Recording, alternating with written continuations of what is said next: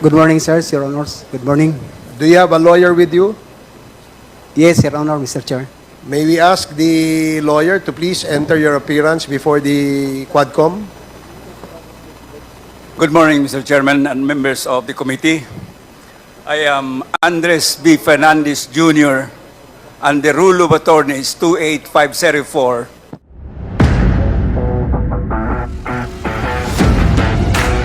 Member IBP, Misamis Occidental. Thank you, Attorney. So, magandang umaga ulit, Colonel Espinido. Meron ka bang opening statement? Meron ka bang prepared statement? Yes, Your Honor, Mr. Chair.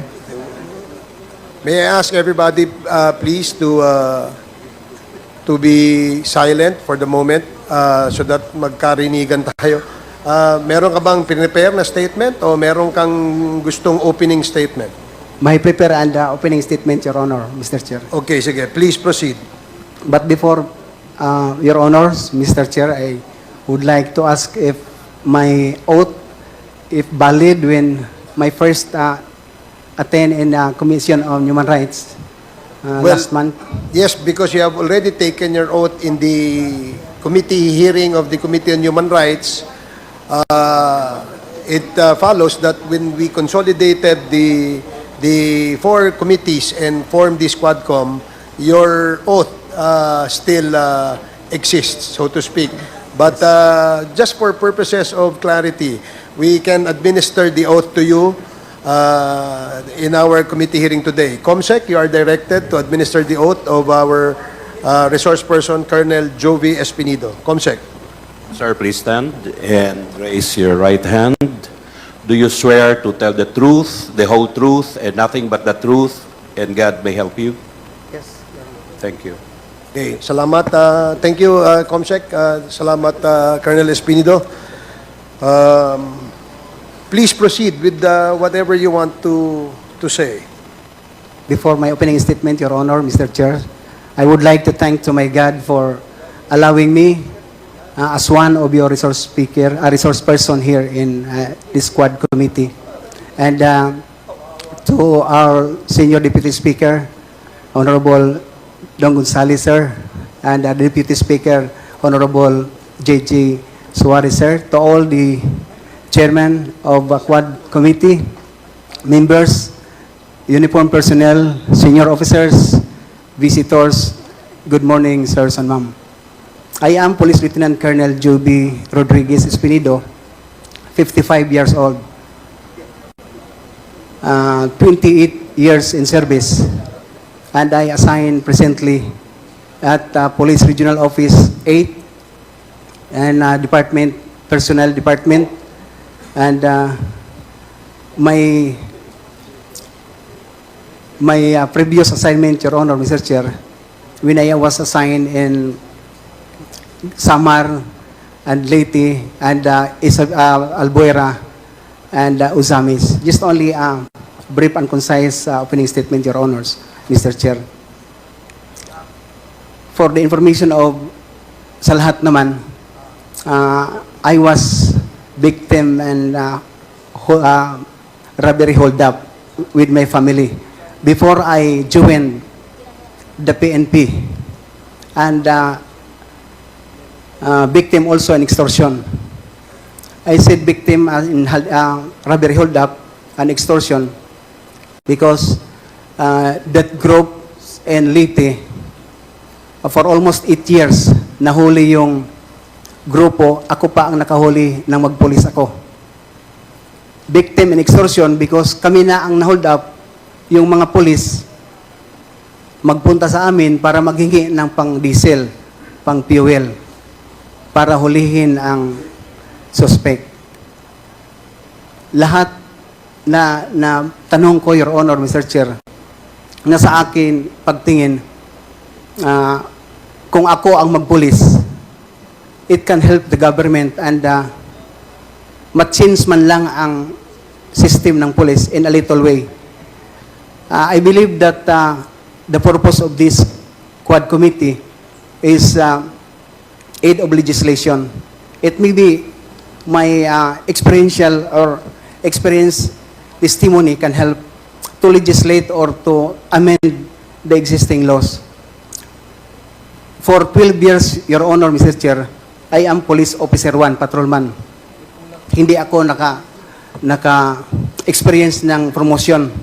Why? Because in 2000, I am also batch of 1996 Public Safety Basic Recruit Course in PPEC and Regional Training School, Region 7, na 96, batch 96.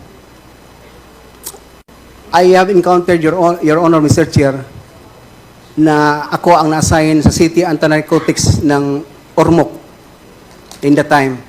2000, I filed complaint to the Military Ombudsman and the DOJ of Ormoc City for 14 uniform personnel. Isa doon yung Regional Director for Administration, yung City Director ko, yung hippie ko mismo sa station, yung Deputy. They are all 14 for bribery, direct bribery. Tumatanggap sila ng payula. Ako lang isa, Your Honor, Mr. Chair, ang nag-file ng complaint. I know, alam ko lahat kasi ako ang operatives ng City Anti-Narcotics Unit ng Ormoc at the time. Then after, nanoon na si Espinido, Your Honor, Mr. Chair, na Super Cup ng Leyte. Kagawian ko na kung saan ako ma-assign yung worship ng station ko, morning at saka evening, pinapa-worship ko talaga ang mga polis kasama ko. Nung lateral entry ako kasi at my commissionship, Your Honor, Mr. Chair, is through lateral entry. I am batch 08, 2008. First assignment ko na ako ang naging hippie ng Gandara, Samar. Ang purpose to disband the private armed groups of Samar. Then, for 1 month, I disbanded the group of Cabonyos. Nahuli natin yung mayor for 700 warrant of arrest, 600 na implement natin. Isa lang ang patay yung assistant ng private armed groups leader. Because of politicking, Your Honor, Mr. Chair, na-relieve ako ng region. But fortunately, I believe that my assignment, maski kung saan, I considered it that all things work together for good, for there is a purpose. That is from Romans 8:28. So tinanggap ko, at saka nung ma-assign as Regional Director si Brigadier General Acer Dolina, na-request naman ako, Your Honor, Mr. Chair, na mag-lead ng Regional Anti-Illegal Drugs Special Operation Task Group ng Region 8 for 2014-2015. For 2 months, na-disband natin ang grupo ng isang drug lord na kompetensya ni Kerwin Espinosa at the time. We apprehended 60 to 70 mga malalaking pusher. Isa lang ang patay, yung drug lord mismo. So, instead na yung regional director ko nagtawag sa akin personally, Your Honor, na may spot promotion, pero ang nangyari, na-relieve ako sa Mindanao. Nung ma-relieve ako, ang rason, Your Honor, Mr. Chair, instead of appreciation, because of politicking again, Your Honor, Mr. Chair. So, yun ang mangyari palagi sa akin. Tinanggap ko din, but for 6 months, when I was graduated and Police Intelligence Officers Course, schooling namin sa Cagayan, nanalo na ang previous administration. Si President Duterte na ang naging presidente 2016, na CPNP si CPNP Bato de la Rosa. Nakatanggap na ako ng call, Your Honor, through CPNP Bato de la Rosa na ako requested ng Leyte, particularly in Albuera, through the mayor of incumbent mayor, Mayor Johnny de la Serna, nasabi si CPNP Bato na nandito sa opisina ko sa Davao, nagpunta, kaya ikaw ang requested, kaya ikaw lang ang kinakatakutan ni Kerwin Espinosa. So, ako, Your Honor, taga Leyte. So, parang akong, I am very impressed and happy for that information because makauwi na din ako sa amin. But yun na, Your Honor, Mr. Chair, nung ma-assign ako, siyempre, ang instruction, si Kerwin Espinosa, i-disband. No? Kasi siya ang nag-proliferate ng drugs doon sa Albuera, sa Region 8. So, nung ma-assign ako, for only 18 days, for 1 month, na-disband natin ang grupo ni Kerwin Espinosa na nag-surrender yung papa niya for protective custody 1 month, nandito sa atin para na sa star witness, maging star witness natin. Fortunately din, si Kerwin Espinosa nahuli sa ibang bansa. For my 6 months na nahuli natin, nakakonfiscate tayo ng drugs for 14 kilos, more or less, yung baril na 60 to 70 pieces na long and short firearms, walang namatay sa operasyon ng illegal drugs. Because of Senate hearing, Your Honor, Mr. Chair, si Kerwin nagsasalita sa Senate. And before nagsalita si Kerwin Espinosa, may reporting ako sa office ni CPNP Bato the day before the Senate hearing. Doon mismo, Your Honor, Mr. Chair, nakarinig ako kay Senator Bato na ako involved ng drugs. Sabi daw ni Kerwin, tumatanggap ako ng 20,000 per month na na-assign ako sa Davao. That is the first time, Your Honor, Mr. Chair, na paluha ako nagtingin kay Sir Bato na nasali na yung pamilya ko, yung buhay ko, na disband na si Kerwin Espinosa. Why I am here, sir? Para mag-report sa iyo na accomplish ang trabaho. Although hindi sa akin yung responsibility na namatay si Mayor. But sabi ni CPNP Bato at the time, na hindi nandito si Colonel Ferro. Colonel Ferro, sir, is head at the time of anti-illegal drugs group. Pidig na ngayon. So, kinonfirm ni Colonel Ferro na ako daw tumatanggap. Sabi ko, saan man si Kerwin, sir, hindi din ibigay sa akin si Kerwin ni isang bisis, isang minuto na si Kerwin ibigay sa akin nung mahuli si Kerwin, when in fact ako ang team leader ng folder ni Kerwin Espinosa. So nagtaka na ako, Your Honor, Mr. Chair, but I believe in God that the truth will set me free. When doon na sa Senate, Your Honor, Mr. Chair, kinukross na si Kerwin Espinosa, stated sa documents naman, na sa lahat ng tanong ng mga senators at the time, na lahat ba tumatanggap ang tanong, ang sagot ni Kerwin Espinosa, hindi lahat, sir, maliban kay Sir Espinido, na instead na hingian ko siya ng bank account, isin sa akin yung Bible verse. So, na-impress ako yun, but disappointed because alam ko na si Kerwin, magtanggap talaga yun na totoo kasi nandyan hinawakan nila si Kerwin Espinosa at that time, Your Honor, Mr. Chair. So, nagkataon, may trust tayo sa Panginoon na hindi talaga totoo. So, nangyari na hindi totoo. Nung medyo may bikil na kami ni CPNP Bato, Your Honor, Mr. Chair, gabi, mga 9 o'clock, right after sa Senate inquiry, tinawagan ako ni CPNP Bato na, okay, isog ka man sa Bisaya pa, doon ka sa Usamis. Tingnan natin. So, maraming nagsabi, Your Honor, Mr. Chair, na kung ako magpasahin ng Usamis, patayin, kasi nandoon lang ako ilagay sa baba ng buhaya. But I believe in God always, Your Honor, Mr. Chair, that every assignment that I have, that is a blessing, and there is a purpose. Pinuntahan natin, Your Honor, they think na hindi makaya kasi parang in-underestimate lang yung pagkapulis ko because, number 1, lateral entry ako. So, ganun ang mga nangyari, Your Honor, Mr. Chair, sa kunting information na ibigay ko sa inyo ngayon. But to tell you to end,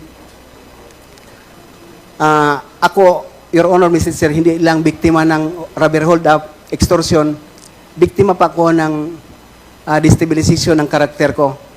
Ako ang number 1 na nag-disband ng grupo ni Kerwin Espinosa. But, gusto nila na isali ako sa drug money na protector ni Kerwin Espinosa. Pangalawa, and I have, Your Honor, a list sa PR address list na sinali ako sa kay Espinosa as Level 3, high value target, Your Honor, Mr. Chair.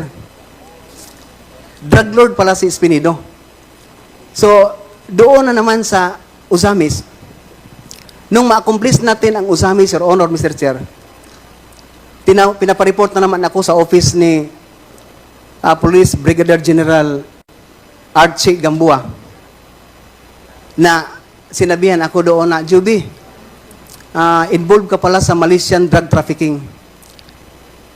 Wala ako magawa, Your Honor, Mr. Chair, just only to pagdasal lang, Lord, ikaw talaga kakampi ko, ang pulis ngayon. Sino pa ang paniwalaan ko? That time, Your Honor, Mr. Chair, may pagkataon na pinapatawag ako, pinapareport ako kay President Rodrigo Duterte at the time. Nag-report ako direct sa kanya. Sinabihan ko na siya kaagad, Sir, bakit sinalin na naman ako sa Malaysian drug trafficking? Kung hindi sana gusto niyo na mangyari itong nangyari ngayon kay Espinosa at saka kay Paruhinog, bakit pinahintulutan niyo ako na mag-team leader? Maghipis. Sana wala na lang para hindi niyo ako isalin ng ganun naman lang na tinawag, Your Honor, Mr. Chair, na games of the general. So, continuous because I am obedient to my senior officer, inassign na naman ako ng Iloilo. Ma-assign tayo ng Iloilo, but before, Your Honor, Mr. Chair, may huli tayo accomplishment natin sa Usamis, 168 na mga arrested person. They are all convicted. And siyam lang ang namatay for 2 years na mga poser. Siyam lang ang namatay. Sa drug operation, illegal drug operation ang masasabi ko, Your Honor, Mr. Chair. So, nung ako ma-assign sa Bacolod, from Iloilo, going to Bacolod, going to part of Negros Oriental, na mag-report ako na malapit na makuha natin, Your Honor, Mr. Chair, kung saan talaga ang drugs, going to Negros Oriental. Pinaipa-stop ako ng trabaho kasi mag-report si Espinido sa Krami kay kasali sa 357 drug watch list na naman. Nagpunta ako sa Camp Krami, Your Honor, Mr. Chair, hindi ko alam kung yun pala ang pakay ng pagpunta ko doon. Pinapapasok lang ako sa covered court, nakikita ko sa stage ang list, yung naka-font na 357 watch list ang present. Ako pa ang pinapauna na mag-drug test.